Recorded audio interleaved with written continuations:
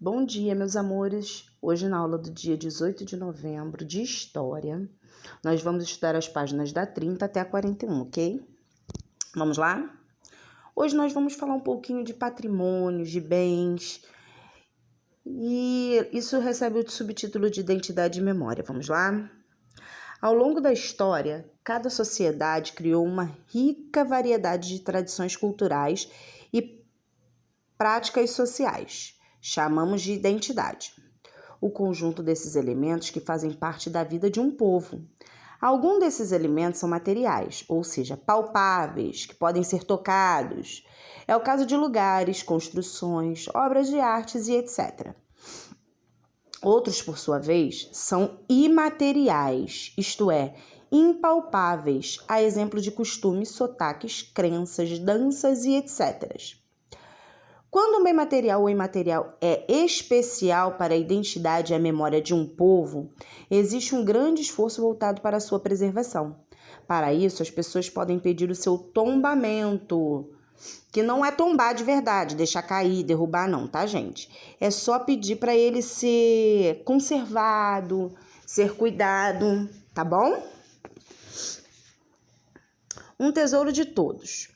Criada em 1946 e sediada na cidade de Paris, a Unesco é responsável pela realização de diversos projetos ligados à preservação de bens. Entre eles, ganha destaque a elaboração da lista de patrimônios mundiais ou patrimônios da humanidade, ok? Depois vocês leiam com calma, isso aqui são só alguns pontos mais importantes que a tia está grifando, tá bom? Tipos de patrimônios mundiais. Segundo a Unesco, os patrimônios da humanidade podem ser divididos em diferentes categorias. Como aprendemos, há os que são materiais e os que são imateriais. É possível também agrupá-los segundo a sua origem. Aqueles que foram criados pela ação humana são considerados de patrimônio cultural. Outros, por sua vez, possuem grande relevância de nossa espécie, mas foram criados pelo meio ambiente. São os patrimônios naturais. Há também aqueles mistos, ou seja, que são tanto culturais quanto materiais. E existem bens também, gente, que ficam entre países diferentes, cidades, países que fica bem ali no meio, entre um país e o outro, entendeu? Bem na fronteira. Então, esses bens recebem o nome de bens fronteiriços, ok? Aí aqui nós temos alguns exemplos de alguns patrimônios que foram tombados, tá? E vocês podem, esses são mundiais, tá? E vocês podem observar com calma e ler a descrição de cada um deles, tá bom? Vamos para as atividades. No passado e no presente, cada sociedade criou uma rica variedade de tradições e práticas culturais. O conjunto de elementos que fazem parte da vida de um povo recebe o nome de... Vocês vão marcar a opção correta. Quando um bem é considerado importante para a comunidade, é comum que muitas pessoas se esforcem para... Vocês vão marcar a opção correta. Elaborada pela Unesco, a lista de patrimônios mundiais... Aí vocês vão ver aqui o que ela apresenta, o que ela faz. Aí vocês vão marcar um X na opção correta, ok? Imagine que você trabalhe para a Unesco e que tem uma importante função, indicar qual é o continente dos patrimônios materiais embaralhados no quadro. Para isso, consulte fontes de informação e descubra onde eles se localizam. Depois escreva o nome de cada patrimônio na coluna correspondente ao seu continente. Então, nós temos aqui vários patrimônios. E aqui nós temos as colunas do continente. Então, vocês vão pesquisar onde eles se encontram e vão colocar aqui, ok? Então, vamos lá. Agora, a divisão mudou. Você deve indicar qual patrimônio é cultural e qual é natural. Lembre-se de consultar fontes de informação para aprender sobre esses bens. Pode ser internet, livro, tá? O que tiver ao alcance de vocês. Temos aqui alguns e vocês vão dizer se eles são culturais ou naturais, tá bom? Patrimônios mundiais no Brasil. Vamos lá.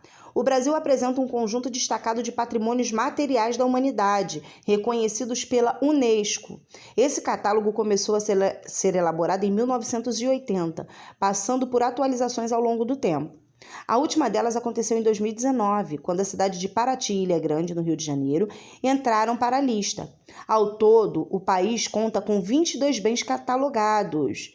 Essas construções se encontram em diferentes regiões do país, sendo classificadas como culturais, naturais ou mistas, que são os dois. A seguir, conheça alguns patrimônios materiais da humanidade localizados no território brasileiro. Temos aqui o mapa do Brasil, tá?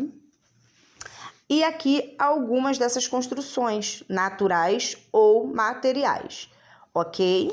Depois vocês deem uma olhadinha na legenda.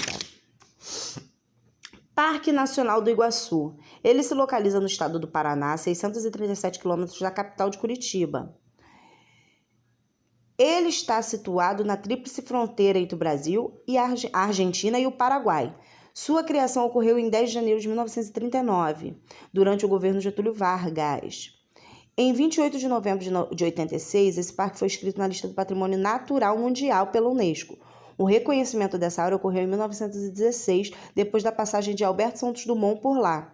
Ao visitar a região, o pai da aviação ficou encantado com a sua exuberância e beleza e comprometeu-se a transformá-lo em uma área pública e protegida. Olha que lugar lindo! Não sei se algum de vocês já tiveram o prazer de estar lá presente, pessoalmente. Mas, gente, é lindo. Onde o Parque Nacional do Iguaçu se encontra e quando ele foi criado? Segundo a Unesco, esse é um patrimônio cultural, natural ou misto? Em 1916, um brasileiro famoso visitou a região. Quem é essa figura e qual foi a sua reação ao conhecer esse lugar?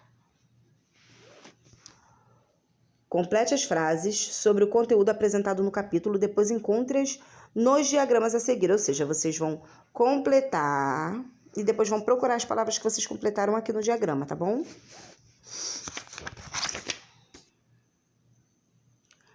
Vamos fazer um álbum de figurinha com patrimônios mundiais? No anexo 1, existem figurinhas que apresentam alguns patrimônios reconhecidos pela Unesco. Depois de destacar o anexo, recortes com uma tesoura sem ponta e colhe-os no espaço indicado. Em seguida, escreva abaixo uma das suas legendas. Escreva abaixo delas uma legenda identificando cada patrimônio. Para isso, vocês podem consultar as fontes de informação, tá bom?